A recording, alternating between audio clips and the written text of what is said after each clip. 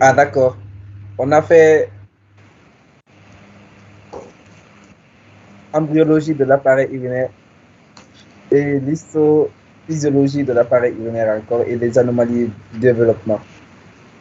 Oui. Ensuite, l'embryologie de l'appareil génital, histophysiologie de l'appareil génital masculin et histophysiologie de l'appareil génital féminin et les anomalies de développement. Ensuite, OK. l'embryologie cardiovasculaire, c'est ce qu'on avait commencé la fois passée. C'est ce qu'on avait fait la fois passée. Oui, ça, on a terminé. Oui, oui.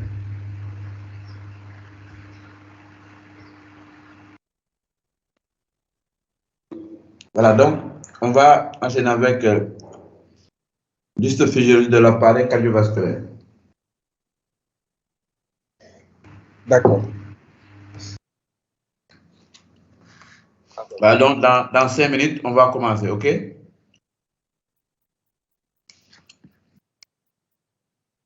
D'accord, c'est bon. Alors, j'ai dit 5 D'accord. minutes, OK? Voilà.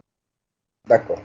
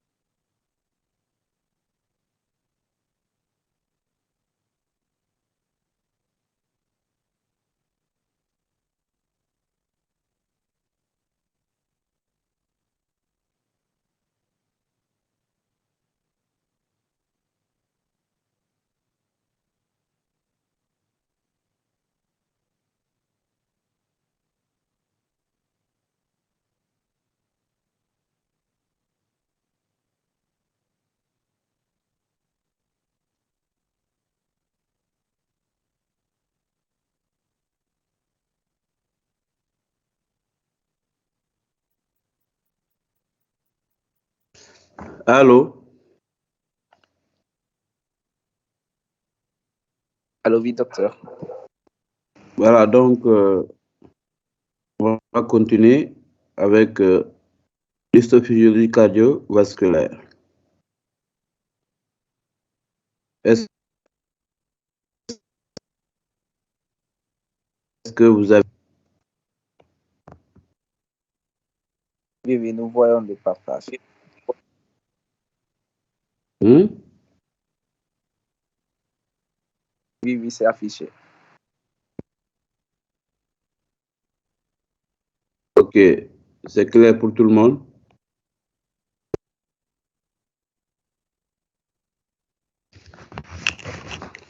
Donc, histophysiologie cardiovasculaire.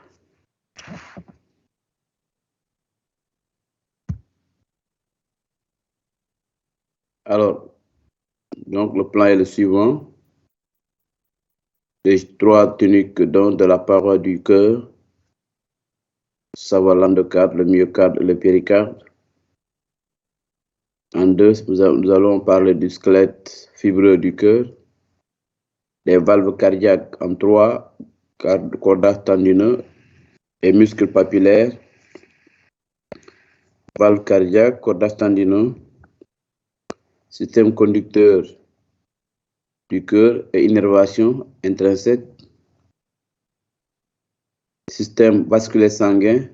Après, nous parlerons du système vasculaire sanguin, mais c'est en 2 parties, en 2 leçons. La partie système vasculaire jusqu'à la fin, c'est la partie qui concerne les capillaires, les veines et les artères. Alors, qui parle comme ça, il faut éteindre vos micros. Hein. Voilà, donc généralité, voire embryologie, donc cardiovasculaire. Le cœur est donc une pompe musculaire, comme vous le savez, c'est un muscle. Les 3 types de muscles que nous connaissons, c'est le muscle lisse, le muscle squelettique et le muscle cardiaque. Donc le cœur aussi est un muscle qui permet au sang de s'écouler à travers le système des vaisseaux. Il comprend 4 cavités. Parmi ces cavités, vous avez 2 oreillettes qui reçoivent le sang des circulations veineuses, donc par des veines caves supérieures et inférieures. Le sang arrive au niveau du cœur. C'est une circulation systémique et pulmonaire. Vous avez 2 ventricules qui vont pomper le sang vers les circulations artérielles, systémiques et pulmonaires. La fonction donc du cœur, c'est de traduire l'existence d'un tissu musculaire particulièrement adapté, qui est excitable et contractile. Donc, on y trouve la présence de cardionecteurs et le squelette fibreux qui n'est pas conducteur, qui est non conducteur. Donc, c'est comme un isolant dans les fils électriques. Le cœur possède un système qui est perfectionné. Donc, il dispose des valves permettant d'orienter le sens du flux sanguin et d'empêcher ces flux donc, de refluer en arrière. Donc, et il possède sa propre circulation coronarienne. Donc, les 3 tuniques donc, de la paroi du cœur sont de l'intérieur vers l'extérieur, l'endocarde, le myocarde et le péricarde, comme vous le connaissez. Les structures rappellent donc la structure des parois des artères. Ainsi, l'endocarde est en continuité avec l'intima. Donc, vous allez avoir une continuité entre l'endocarde et l'intima des artères. Et le myocarde sera en continuité avec la média. Et le péricarde sera en continuité donc avec l'adventice. Donc, l'endocarde continue avec l'intima, le myocarde avec la média et le péricarde avec l'adventice. Vous avez donc, vous voyez bien ce schéma?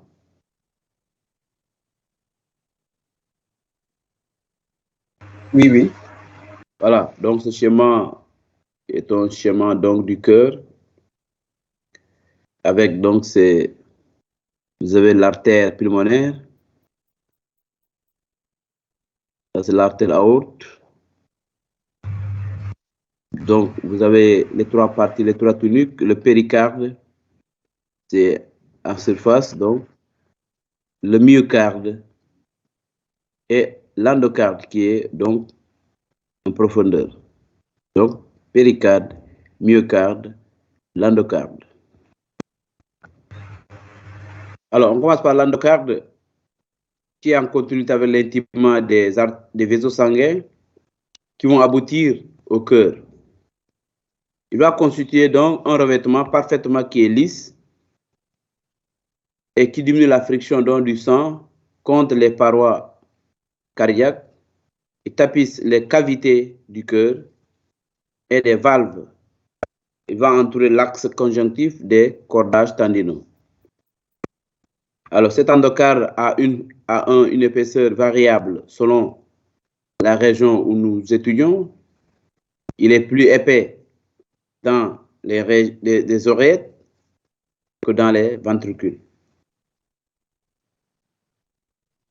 Il est donc formé d'un endothélium et d'une couche sous-endothéliale. Cette couche sous-endothéliale est épaisse et riche en fibres de collagène, riche en fibres élastiques, et vous avez une couche profonde, couche sous-endothéliale, qui sépare l'endocarde du myocarde au niveau donc de la paroi des cavités cardiaques. C'est une couche donc issue de tissu conjonctif lâche qui contient des fibroblastes. Nous avons des fibroblastes, des fibres de collagène, des fibres élastiques. Vous voyez ces trois types de fibres ici. En plus, vous avez aussi des mastocytes, des adipocytes. On trouve aussi des vaisseaux sanguins appartenant au système coronaire. Donc, vous voyez ces éléments que l'on trouve donc au niveau de ce tissu, des fibroblastes. Les fibroblastes, donc les éléments du tissu conjonctif. Tissu conjonctif commun, c'est des fibroblastes, des fibres collagène, fibres élastiques. Les cellules donc cardionectrices, donc, c'est des cellules de faisceaux artério-ventriculaires, on appelle des faisceaux de His. Alors, il y a quelqu'un parmi vous qui anime son micro. Voilà, il n'a qu'à éteindre son micro, c'est mieux, parce que ça fait des interférences et des bruits. Donc, les cellules cardionectrices se localisent dans cette couche de l'endocarde, de part et d'autre, donc du septum interventriculaire. Voilà, nous observons les couches. Donc, vous avez une couche sous-endocardique et une couche endocardique. Donc, sous l'endocarde, lorsque l'on fait une coupe histologique, donc transversale du cœur au niveau donc du myocarde et de l'endocarde, et l'on agrandit à droite, vous allez voir ces couches-là dont nous parlons au niveau donc de l'endocarde. Vous avez une couche sous-endocardique et vous pouvez aussi avoir une couche sous-endothéliale et l'endothélium.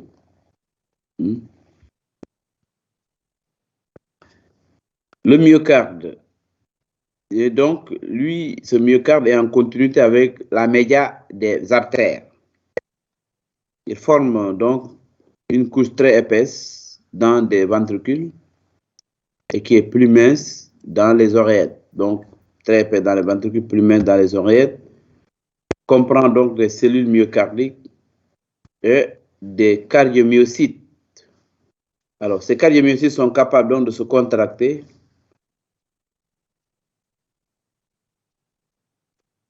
et ils sont donc responsables de la condition donc de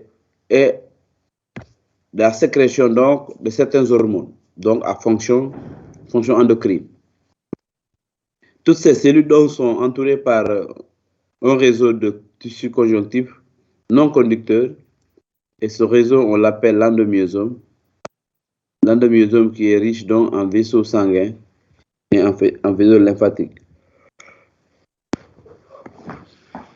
Ces cardiomyocytes sont des cellules excitables, capables donc de faire des contractions automatiques. Vous savez que le cœur est une pompe cardiaque, mais automatique. Sa fonction peut être modulée donc par le système sympathique et parasympathique. Les cardiomyocytes donc forment la majorité des cellules du myocarde et sont à l'origine des éléments qu'on appelle les trabécules charnus et donc de muscles papillaires au niveau donc des ventricules. Mais ces derniers, les muscles papillaires, vont pénétrer dans la cavité ventriculaire et donc ils sont en relation directe avec les cordates tendineux et en relation indirecte avec les valves cardiaques. Vous voyez, ces muscles papillaires qui sont en relation directe avec les cordates tendineux et en relation indirecte avec les valves cardiaques. Alors, vous avez ici une coupe donc du cœur au niveau des oreillettes et ventricule gauche. Donc, coupe transversale. Alors, vous voyez la coupe transversale. De voir donc l'oreillette, l'artère pulmonaire, valve atrioventriculaire,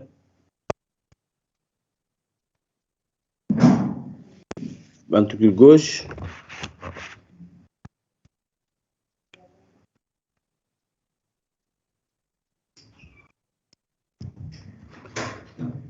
Allô? Oui, allô? Alors oui, docteur. Voilà, attendez, ouais, attendez une minute, je vous reviens. D'accord.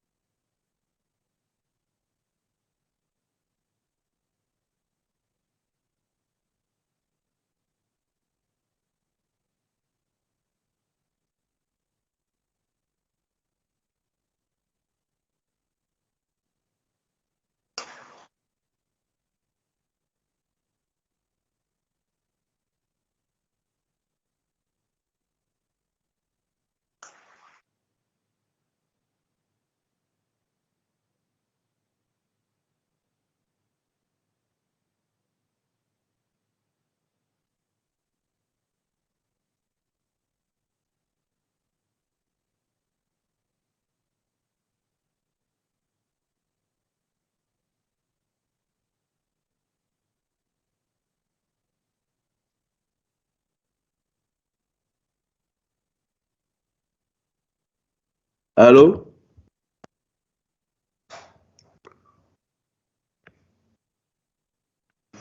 Allô, oui. Voilà. Donc, on continue Oui, docteur. sur la coupe du cœur au niveau des oreilles et des ventricules. Vous pouvez de voir donc l'aorte, l'artère pulmonaire, et on peut voir donc entre ventricule et oreillette, vous avez des valves mitrales à gauche, tricuspide à droite. Voilà des muscles papillaires qui sont en relation indirecte avec des valves et en relation directe avec les cordages tendineux. Ouais, ces muscles papillaires sont directement reliés aux cordages tendineux, mais indirectement reliés donc aux valves cardiaques. Vous avez aussi donc le chemin du faisceau du cardiomyocyte. Cet élément en jaune qui fait donc, qui passe à partir des ventricules, passe par des oreillettes, le aussi des oreillettes ventricules. Le myocarde. Alors, les cellules du myocarde qu'on appelle les cardiomyocytes ont donc une forme cylindrique, bifurquée. Ils sont associés les uns aux autres par des stries, qu'on appelle les stries sclariformes. Ces stries clariformes formant un réseau tridimensionnel de travées musculaires anastomosées à orientation spiralée. Alors, ces stries clariformes sont caractéristiques donc du myocarde. On ne trouve ailleurs, nulle part ailleurs, ce type donc de disposition en stries clariformes, seulement au niveau donc du myocarde. Alors, ces stries clariformes sont donc des jonctions complexes, sont formées d'une portion transversale comprenant des jonctions de type macula et de type fascia adhérens.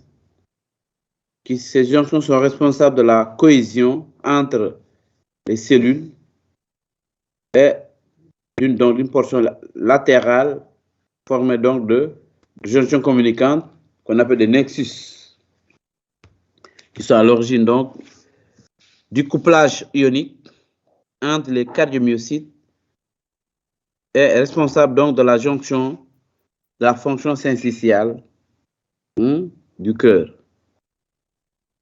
Donc, vous voyez ici les orientations donc des faisceaux du cardiomyocyte.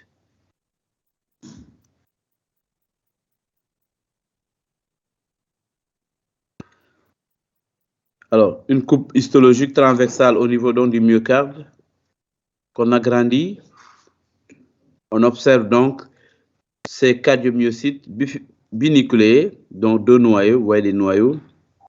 Et voyez ces caractéristiques de ces stries clariformes, caractéristiques donc des cardiomyocytes. Ici des cellules et globules rouges.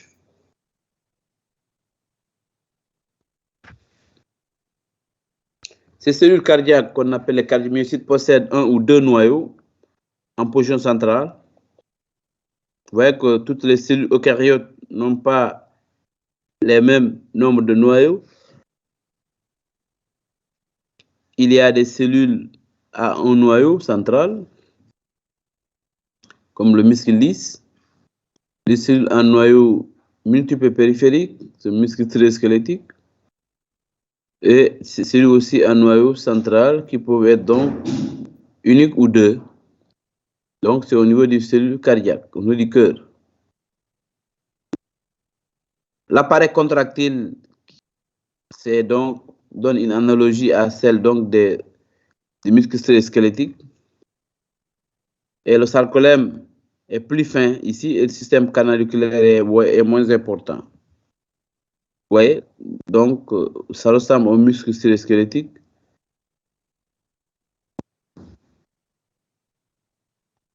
Vous avez des portions transversales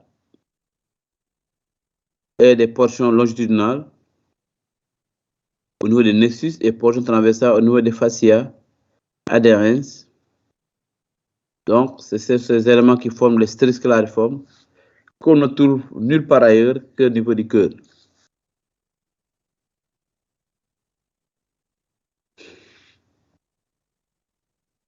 Alors, vous avez ici aussi le cellules cardiomyocytes et système contractile, donc avec un noyau central, tubule anté.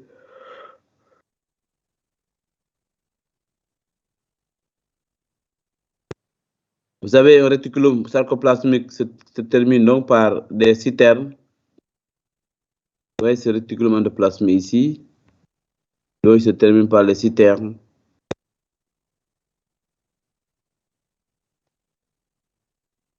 Et puis, ils sont présents donc d'un côté, donc de l'autre, les tubules en T. Ils sont donc situés au niveau des stress Z. Alors, vous avez ici donc les tubules en T et situés donc de part et d'autre des stress Z. L'ensemble formé donc d'un tubule T et d'une citerne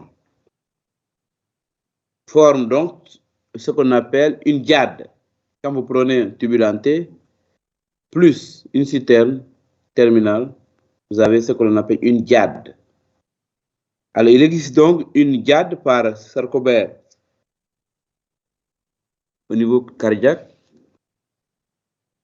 Et le cardiomyocyte donc va s'insérer par des extrémités donc sur l'anneau fibreux du cœur et permettant donc les contractions atriales, c'est-à-dire que les contractions des oreillettes et ventricules donc soient indépendantes. Donc, du fait donc du squelette fibreux du cœur qui est un isolant. Au cours donc des périodes embryonnaires et fœtales, donc, les cellules du cœur vont se diviser activement pendant ces périodes embryonnaires et fœtales. Et ça va créer ce qu'on appelle une hyperplasie cellulaire qui va se poursuivre donc après la naissance et pendant la période postnatale jusqu'à la puberté. Alors, l'activation donc, cette activation donc va se réduire au cours donc du temps et elle ne va concerner qu'un nombre très réduit de cellules cardiaques, donc à l'âge adulte. Se fait alors place donc à ce qu'on appelle une hypertrophie cellulaire qui est prédominante chez l'adulte. Donc chez l'adulte, vous avez une hypertrophie cellulaire donc au niveau donc du cœur. Alors, si vous êtes un grand sportif, donc on peut constater une hypertrophie des ventricules, surtout ventricule gauche. Les cardiomyocytes donc ont longtemps été donc considérés comme des cellules post-mitotiques. On les considérait comme les cellules post-mitotiques chez l'adulte, mais on constate que ces cellules gardent une faible capacité de multiplication. Cependant, ils ont la capacité de dupliquer leur ADN sans se diviser. Donc,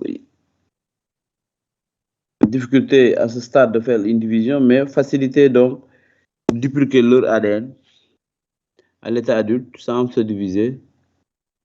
Alors, cette particularité de la présence donc d'un nombre important de cardiomyocytes bénucléés, cette particularité va être expliquée par un nombre très élevé qu'on trouve dans cette zone donc de cardiomyocytes à deux noyaux. Et d'autre part, donc, il existe dans le cœur un nombre très limité donc dans la région subépicardique, une niche cardiogène qui contient donc des cellules souches, des cellules donc stromales, et vous avez aussi des cellules qu'on appelle les télocytes. Les cellules cardionectrices, c'est-à-dire que les cellules du cœur, sont des cellules myocardiques modifiées, dont la fonction cardionectrice va prédominer. Et leur localisation donc est précise dans le cœur. Ils forment un système, donc elles vont former un système original coordonnant les contractions des cellules myocardiques. Alors, on trouve aussi au niveau du myocarde les cellules myoendocrines qui sont des cellules musculaires localisées au niveau donc de l'oreille et qui sont caractérisées par la présence de granulations particulières. Ces cellules myoendocrines vont sécréter une hormone qu'on appelle FNA, facteur natriurétique atrial. Donc, lorsque les cellules atriales, c'est-à-dire que les cellules des oreillettes, atriales, c'est oreillettes, sont donc anormalement étirées. Alors, cette hormone FNA, joue donc un rôle important dans la régulation du volume sanguin, dans le cadre donc de la régulation de la pression artérielle. Elle augmente l'excrétion d'eau, du sodium, l'excrétion du potassium par le tube contourné distal au niveau du rein. Cette hormone diminue la pression sanguine en inhibant donc la sécrétion de rénine par des reins et donc sécrétion d'aldostérone, parce que l'aldostérone est sécrété par les glandes surrénales. Mais la rénine est sécrétée par le rein. Alors, la trame conjonctive donc, du myocarde prend naissance au niveau du péricarde et forme de fines cloisons fibroélastiques. Ces cloisons sont riches en éléments vasculaires appartenant donc à la circulation coronarienne et en éléments lymphatiques et éléments nerveux aussi. Chaque cardiomyocyte est donc entouré par un tissu conjonctif. Vous avez ici donc une coupe qui montre des stries sclariformes, des cardiomyocytes capillaires sanguins et l'endomyosome. Je vous ai déjà montré ce schéma qui constitue une coupe histologique transversale donc au niveau du myocarde. À présent, le péricarde, donc c'est la partie la plus externe du cœur et qui enveloppe le cœur, que c'est l'enveloppe du cœur. Il comprend deux parties, le péricarde fibreux qui se situe à l'extérieur et le péricarde séreux à l'intérieur. Le péricarde fibreux amarre donc va recouvrir le cœur au niveau du diaphragme et au niveau des gros vaisseaux. Il sera composé donc d'un tissu conjonctif dense. Et ce péricarde séreux est formé de deux lames, la lame pariétale et la lame viscérale. Donc ces deux se trouvent au niveau du péricarde séreux. La lame pariétale va tapisser la paroi interne du péricarde fibreux et sera composée de fibres de collagène. Vous allez trouver aussi des fibres élastiques et on va trouver une couche de cellules mésothéliales.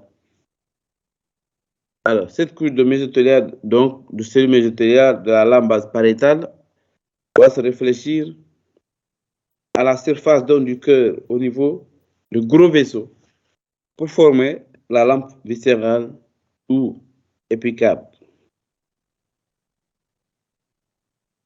Ainsi, l'épicarde est donc composé d'un mésothélium en continuité donc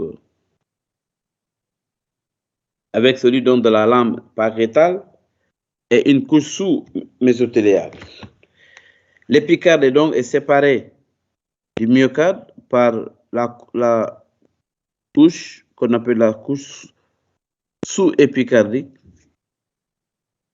qui est formée donc, cette couche formée donc de tissu conjonctif lâche. Voilà donc vous avez ici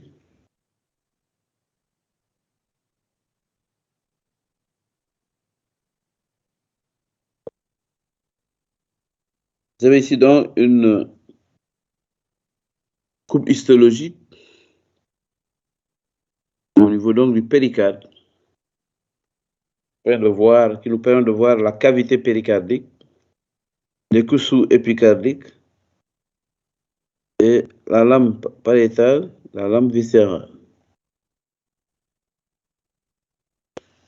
Alors, ces deux lames forment donc le péricarde séreux. Et vous avez, en plus de cela, le péricarde fibreux, ici, à ce niveau-là.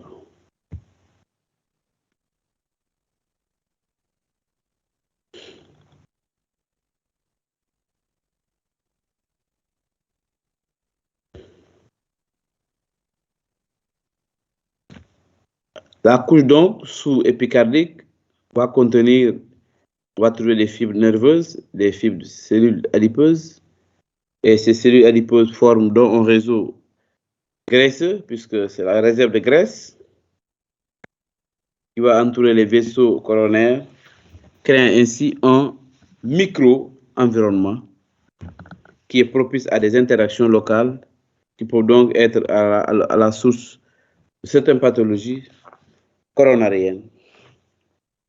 Donc, source de beaucoup de maladies coronariennes, ce micro-environnement, il y a beaucoup de maladies qui se développent dans cette zone.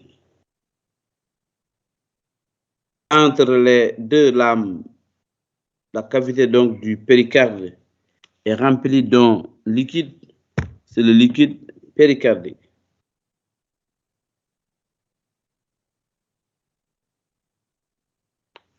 Qui lubrifie donc les lames et facilite le mouvement lors donc du mouvement donc du cœur.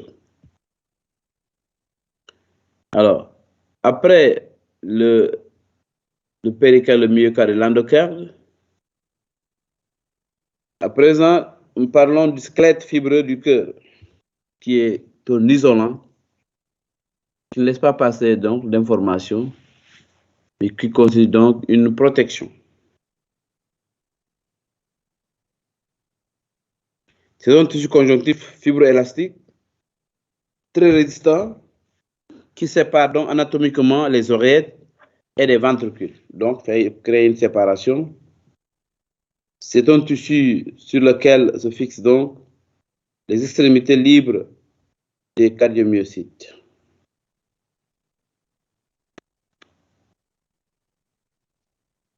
Comme je l'ai dit tout à l'heure, il constitue un isolant électrique qui va interdire à la dépolarisation atriale, c'est des oreillettes, de se propager au niveau des ventricules.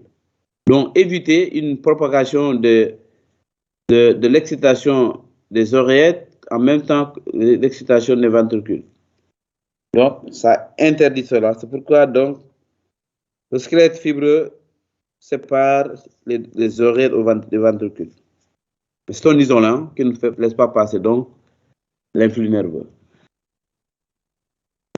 Alors, au niveau donc de ce squelette fibreux du cœur, on trouve 4 anneaux de tissu fibreux qui soutiennent le pouvoir donc des valves. C'est le pourtour des valves, ou le pourtour des valves et des points donc d'émergence des gros vaisseaux. Alors, ce sont donc des anneaux comme anneau tricuspide, mitral, aortique, pulmonaire. Ces 4 anneaux donc se fixent à la base de chaque valve, parce qu'ils correspondent donc à des valves, ces anneaux.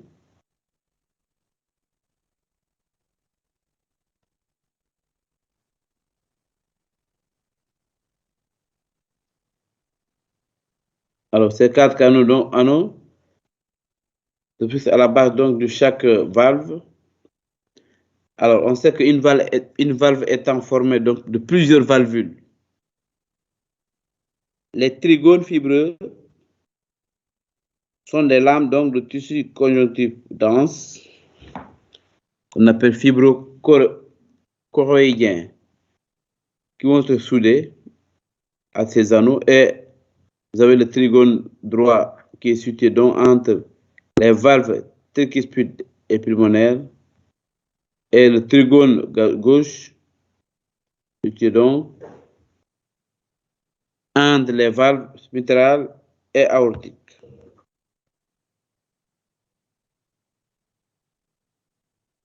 Le septum interventriculaire, toujours au niveau du squelette fibreux du cœur, ce septum qui correspond à la partie haute qui est fibreuse, donc de la cloison entre ventricule droit et gauche, qui donc se prolonge au niveau du tissu de l'anneau de la valve aortique. Alors, les valves cardiaques, cordages tendineux, muscles papillaires. Donc, quel est leur rôle? Alors, ici, le sang, on sait que le sang circule en sens unique dans le cœur. Le sang va arriver des oreillettes en passant par les ventricules. Ce sont les veines caves supérieures et inférieures qui amènent le sang au niveau des oreillettes. Et après, donc,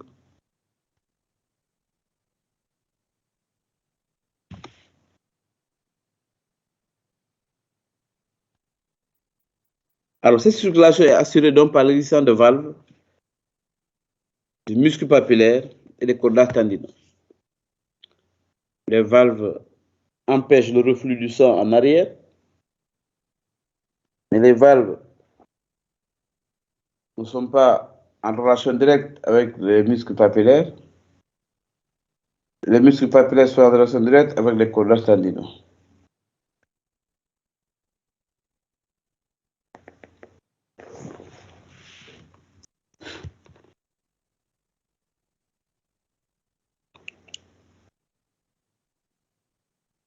Vous voyez, les muscles papillaires sont en relation directe avec les cordages tendineux, mais en relation indirecte avec les valves cardiaques.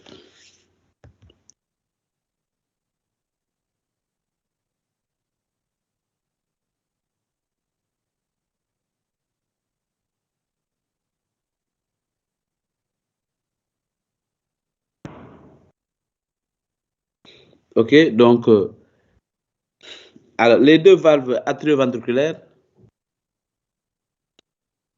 c'est-à-dire que la valve qui se trouve entre les oreillettes et les ventricules, correspondant aux valves tricuspides à droite. Donc, à droite, vous avez, entre le ventricule droit et oreille droite, vous avez valve tricuspide. À gauche, entre oreille droite et ventricule, oreille gauche et ventricule gauche, vous avez valve mitrale. Voilà, donc tricuspide à droite, mitrale à gauche. Et ces valves vont empêcher le sang donc d'aller en arrière, de refluer donc dans les oreillettes lors de la contraction des ventricules. Pour être efficaces, ces valves tricuspides et mitrales sont donc reliées aux muscles papillaires par des cordages tendineux. Ainsi donc,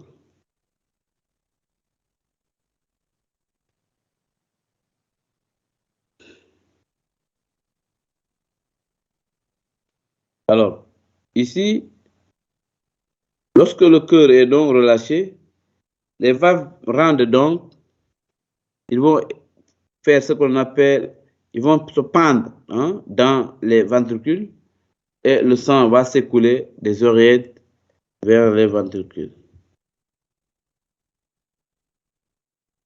Et lorsque donc ces ventricules se contractent, la pression intraventriculaire, donc à l'intérieur de ces ventricules, va augmenter et en augmentant, ferme donc les valves et la présence donc des muscles papillaires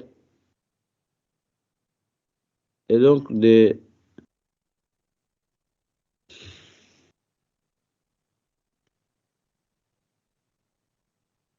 muscles papillaires en relation donc avec des cordages tendineux, cela empêche donc les valves de remonter dans les oreillettes et le sang d'y refluer.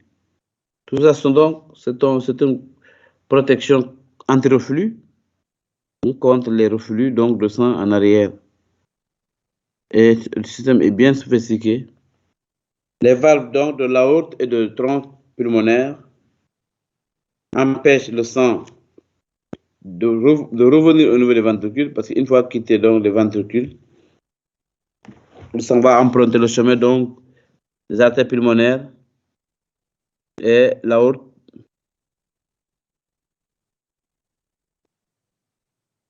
Alors, au niveau donc entre ventricule et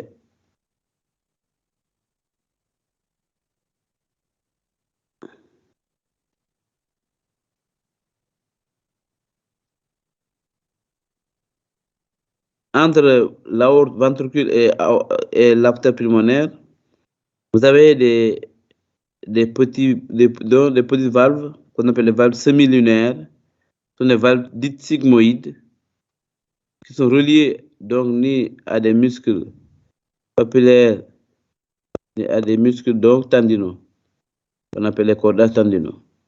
Donc vous avez les petites valves qu'on appelle les valves sigmoïdes entre ventricule et artère pulmonaire. Alors, quand il y a contraction, lors de la contraction donc, des ventricules, les valves vont s'ouvrir et ces valves s'aplatissent. Et lorsque les ventricules vont se relâcher, le sang donc ne va pas refluer en arrière, donc ça va continuer.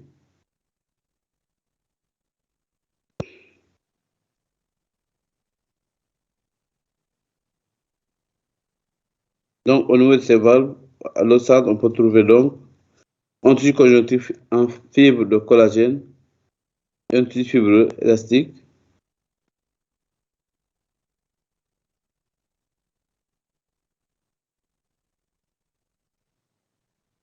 Alors, pour les cordages tendineux, ils sont principalement des fibres donc de collagène et sont donc reliés aux valves atrioventriculaires.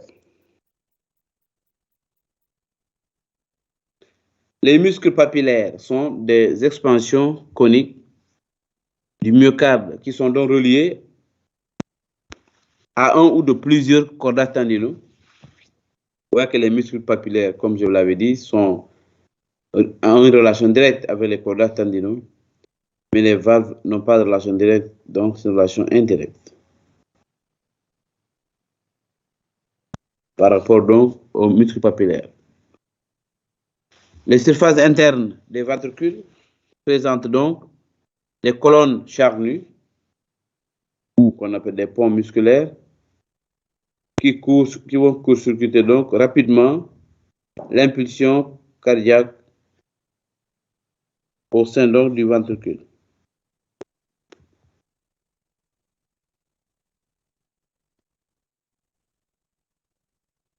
Toujours dans cette organisation, les cellules donc du squelette fibreux du cœur et les valves ne sont ni excitables ni contractiles. Je l'ai dit, ce sont des isolants. Même les valves ne sont pas contractiles aussi, sont des isolants.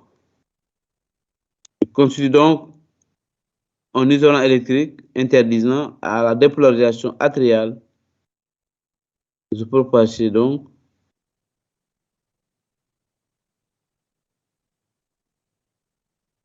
ça va, cette non-excitabilité va empêcher donc la propagation de l'influx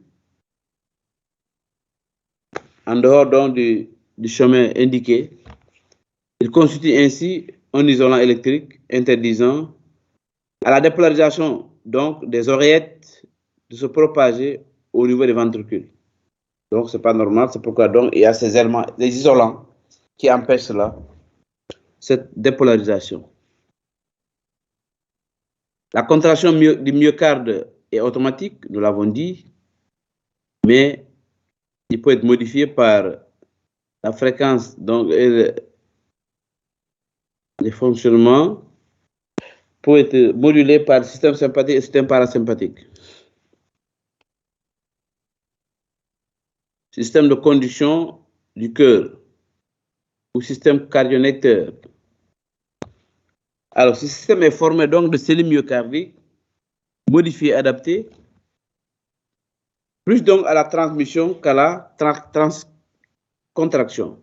Donc, c'est les cellules qui sont mieux adaptées à la transmission. Donc, l'autre action, c'est la contraction. Les cellules cardionnectrices transmettent l'onde de contraction plus rapidement que les cellules myocardiques classiques.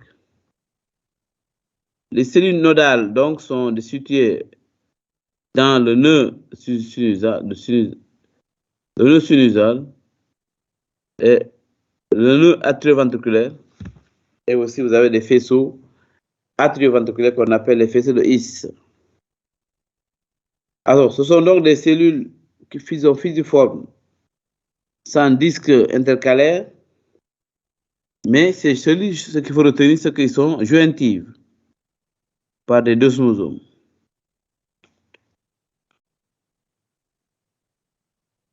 Puisque les desmosomes possèdent des molécules de liaison, comme les desmoglines, desmocolines. Et nous savons que donc, si la destruction de ces molécules de liaison, on va assister donc à des maladies auto-immunes. Elles sont donc petites par rapport donc aux cardiomyocytes, mais elles sont pauvres en myofibrilles et riches en glycogène.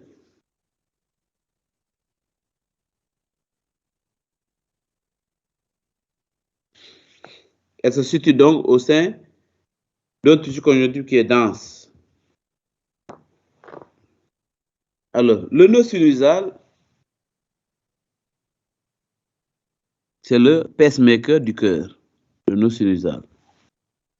Il va stimuler la contraction atriale, c'est la contraction des oreillettes, située donc sous l'épicarde de la partie supérieure de l'oreillette droite, près de l'abouchement donc de la veine cave.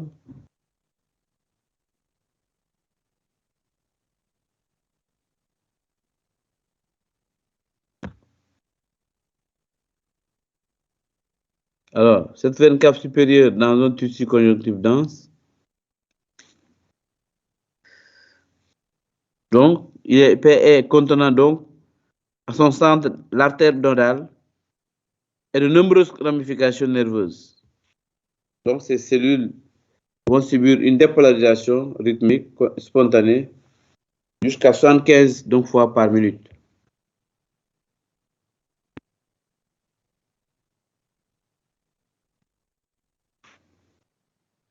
Alors, il faut retenir que le nœud sinusal est donc, il est innervé aussi par les éléments du système autonome. Système autonome, le système parasympathique. Le nœud atrioventriculaire, on l'appelle le nœud d'Ashaf-Tawara, qui déclenche la contraction des ventricules. Donc, par excitation donc, des faisceaux de His et les fibres de Purkinje, que vous le Purkinje.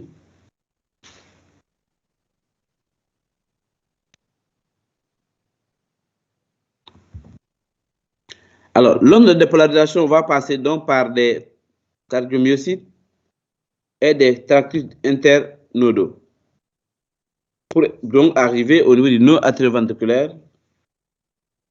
Ce nœud atrioventriculaire est situé sous l'endocarde à la jonction oreillette-ventricule.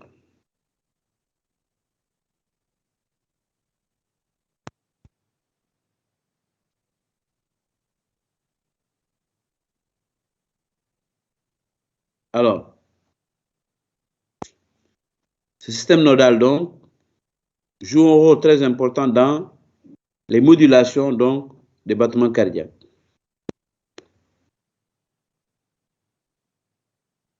Alors, ce système conducteur du cœur, il est vascularisé le plus souvent par une branche de la coronaire droite et l'onde de dépolarisation va atteindre les faisceaux atrioventriculaires qu'on appelle les faisceaux de His, situés donc à la base du septum interventriculaire. Ce faisceau se divise en une branche, il y a deux éléments, il y a une branche droite et une branche gauche.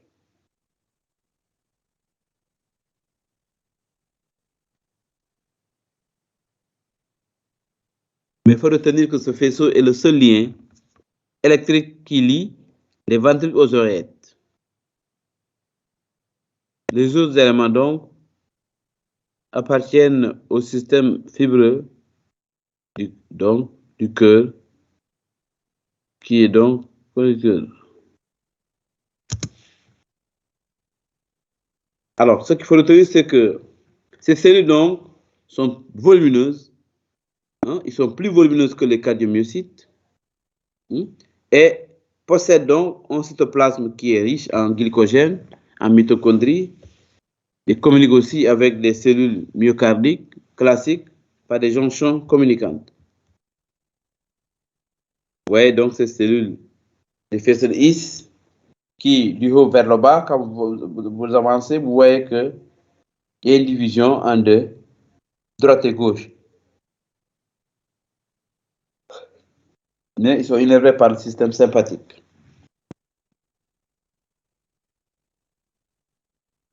Le rythme de base donc, du cœur est régi par le système cardionnecteur, mais le système système autonome donc sympathique, parasympathique donc il a conçu leur innervation intéressée.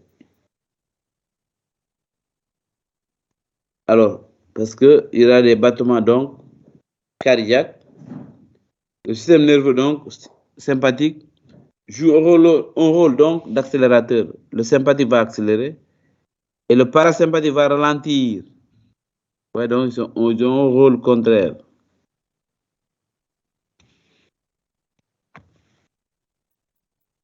Alors, le centre cardio-accélérateur est situé où? Il est situé au niveau du bulbe rachidien. Même le centre cardio-modérateur ou ralentisseur se touche donc dans le même centre.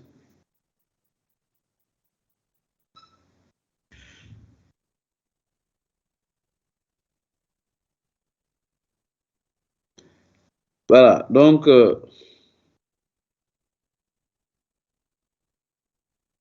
enfin donc, le centre cardio, de même que le centre cardio-accélérateur et le centre cardio-inhibiteur sont tous dans le bulbe rachidien.